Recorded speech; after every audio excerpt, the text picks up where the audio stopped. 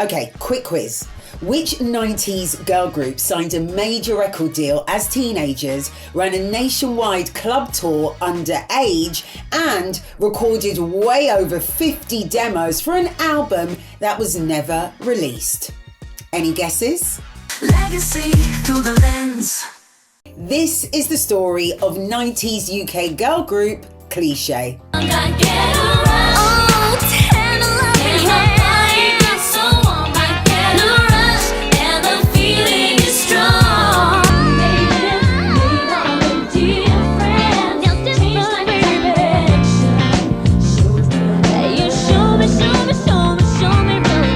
Hi, I'm Leah Charles King and welcome to Legacy Through the Lens. This series is my way of connecting the dots of my almost 40-year career in showbiz, told through my lens for the very first time.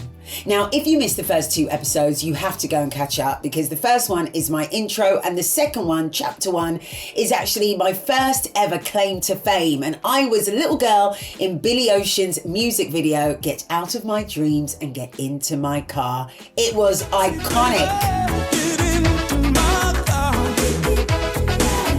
So we've just left the 80s. Welcome to the 90s. Now, this is all about my music career era. I was part of a UK R&B girl group that I'm very proud of, and we were called Kleshay. And this is our story. We started as a foursome. There was me, Leah, with Alani, and sisters Candy and Selena. So altogether, we were first cousins. We were aged between 11 and 14, and we were discovered singing Back to Life, However Do You Want Me, by Soul to Soul at a family party. It was 4-part harmony, all vibes, all singing, and our family were just used to humouring us, to be honest. But this night, there was something different. There was something magical about it, and it all just came together. A friend of the family introduced us to a music producer / writer, the late, great Tony Allsole, and that's how the initial group formed. Our first name was Girls of Swing. I know, you're probably thinking, what? Not swing music, but in the early 90s, there was a now dead genre of music called New Jack Swing. And if you know of groups like Guy and Jodeci, they really were the forefront of that kind of sound back then. And we were into that. I think it was a sound that came out of New York. And in those days, if you were in the UK and you were into R&B, hip hop, rap, then all of that was coming out of America. And so we thought the Girls of Swing would be pretty cool. You can see there's a theme in this now, isn't it? We weren't very good at picking names. So after the Girls of Swing, we then became For You to See. For you to see, for you to see. Yeah. We rehearsed with Tony O's camp on Sundays in Caledonian Road in London, alongside other artists. There was like a male rap group and a few other singers as well. And every single week we trekked across London on the tube, and it was really far for a bunch of teenagers. I mean, Alani was coming from Hammersmith, I was coming all the way from Wembley, and Candy and Selena were coming from Hounslow. So it was a real trek on a Sunday to travel down to Caledonian Road for a whole day of rehearsals and then back again to get ready for school the next day. So that was our routine for months. But I tell you what, as tired and as grimy as those old rehearsal rooms were, those initial months, they really set the tone for what was about to come. Within that first year, cousin Selena left for other projects, and then she later came back, but she went on to join the Honeyz, which was a manufactured girl group, which were managed by First Avenue. Now you know I'm gonna love you more. So when Selena left the group, we became 3. So the 3 of us were me, Candy and Alani, and that is when Kleshay was officially formed. And really, we were starting from scratch. Our sound, our chemistry, it was different as cousins, just singing and messing about, to actually now being a girl group. We had A lot to learn, and we had a long way to go. The minute we became Kleshay, the three of us, something shifted. It shifted from a Sunday hobby to what felt like a real life girl group. We started developing our own unique sound. We were really starting to take ourselves seriously, and the chemistry between the three of us was absolutely undeniable. Those early months shaped us. It was organic, it was exciting, and we could really feel something special was building, even though we didn't know what was coming next. And that something was about to take us far beyond family rehearsals and straight into the heart of the real music industry. All we had were dreams and hard work. Rehearse, rehearse, rehearse, rehearse, rehearse. All we did was rehearse. It wasn't possible to create content and put out your own music and have your own labels, maybe, like how people do now.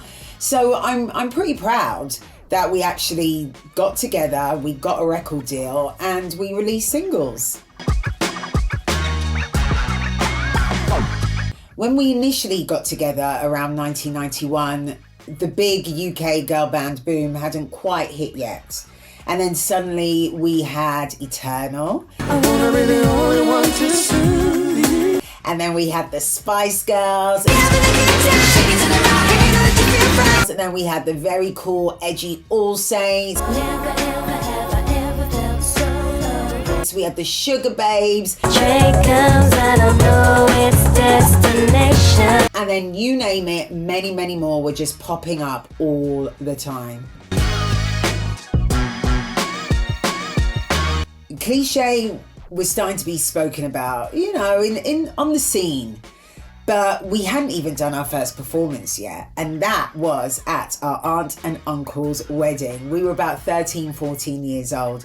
So yeah, it was equal parts great and equal parts cringe because it was our first performance. But we had the confidence of teenagers because that's exactly what we were. We had the confidence of youth. We actually did 2 songs. We did one original by Tony Soul, and that was called Plaything, and a second we did was a cover of Portuguese Love by the late great Tina Marie.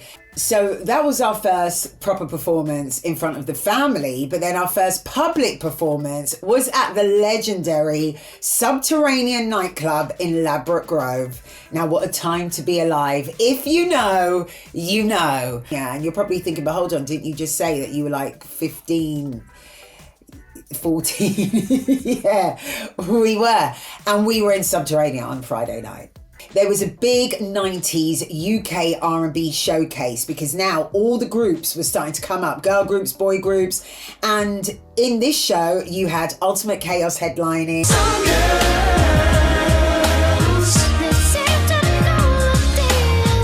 Damage were up and coming as well.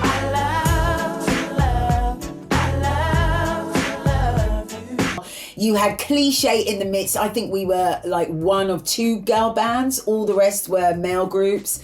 And we smashed it. That is one thing that I remember. We absolutely smashed it. And the vibe, the energy, I remember the cheers. We sort of turned around, did this dramatic kind of turn. And the first bit was a rap. That was me. I was the rapper, but I not told you that bit, yeah. Okay, well, we were into TLC on Vogue, which was who Kleshay was supposed to be like. We were supposed to be a mix of the street of TLC and the sophistication of On Vogue. And that was supposed to be our balance. So my inspirations were Left Eye, were Queen Latifah, MC Light, and these were the people that I was really, really into. So when that music came on and we turned around and the first bit was straight into that rap, yeah, I Sorry. It makes me laugh now because I'm so far removed from that. But actually, I used to be a tomboy. I was a tomboy until well into my 20s. So I thought I was bad, man. I thought I was so bad. In fact, I've still got the flyer from that night. This is the original flyer that went around. You can see that Kleshay was spelled differently. We hadn't added the Y yet. The Y came later when we actually got signed. And I'll tell you a bit about that in a minute. But yeah, we actually spelt it phonetically. We found it in a thesaurus and it was spelled Kleshay. That's how it was spelled. So but Kleshay is how you pronounced it with the accent. So that's how we came up with Kleshay, and that's how our first performance went. And from then, Kleshay never looked back. Once we became Kleshay, the focus really locked in and we got caught up in a wave of doors opening for us one after the other. And I often look back and I think, did we really do that? Like, how did that happen? Especially in a day where we didn't have all the technology that we do now and all the interaction that we can have with people online. I actually lost a lot of my early career, a lot of footage, the tapes, the music, etc., memorabilia. Although I am still hoping, I'm hoping that tape didn't get lost because I really thought I'd lost everything. But here we are. It's now mid-1990s and a very successful music producer, Steve Jerv, launched Jerv Records, which was an imprint under Sony Music UK/Epic Records. Now, Steve was a big fish at the time. He was the guy behind big hits for Take That and Eternal and Sugababes. And Steve's aim was to make his own version of Motown, but like a UK version with all these producers and music artists all under one roof. It was a really exciting time because his vision was to have multiple music artists and a lab of the hottest producers all in one ecosystem, in one spiderweb. The HQ in Hammersmith was nicknamed the Spiderweb for that very reason. And every single floor had something different going on creatively. And then you had the proper recording studio in the basement. And that was where everyone wanted to get to, right? Of course, that's where Kleshay recorded most of their first album. Never got released, mind you, but that's a whole nother story coming up. Kleshay were Jerv's first signing and he set about developing us over a number of years. So that was part of our record deal terms with him. And so we practically lived in that building and we did record, I said 50 demos at the top of this, but actually we recorded closer to about 60, 70 demos at the very least, with a bunch of writers and producers of the time from both sides of the pond, to be honest with you, some really big names. We worked hard and we played hard. I mean, it was the 90s and we were teenagers, okay? And just to add, Kleshay were a bunch of pranksters. We were always pranking everyone in the building. We were always doing silly things for laughs. And I think that was the one thing actually about Kleshay that we never got to show to the public, because what happened behind the scenes was so much more fun, and yeah, we didn't get a chance to show that, and that was a real shame. So behind closed doors though, and when we weren't having a laugh, we were fighting a lot. There were tensions between us, industry whispers trying to set us up against each other. And more than once, Candy and I, we would often feel overlooked by producers who obviously favoured Alani's stronger voice. We knew we were being kept like placeholders, and that's just how it became in the end. But that wasn't how it began, and that was the sad thing, because when we were singing at that family party as kids and all those years of rehearsing, we were just three cousins singing. We were equals. Nobody said you're the lead and you're the this, you're the that. I was the rapper naturally, because believe it or not, I was the streetwise one compared to my other cousins. They were kind of private school trained, and they saw me as the rough one. I know, it's mad.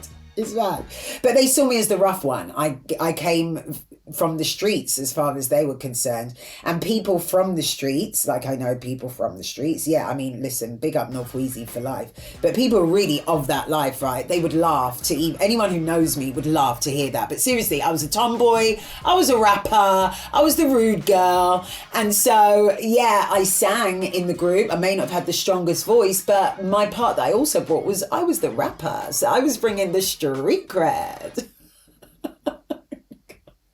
Listen, this was young me. I was cool back then. I was. No, I was. I'm going to own that because I was cool. I was cool.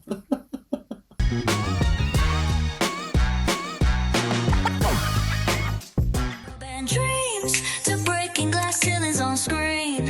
This is legacy through the lens. Legacy through the lens.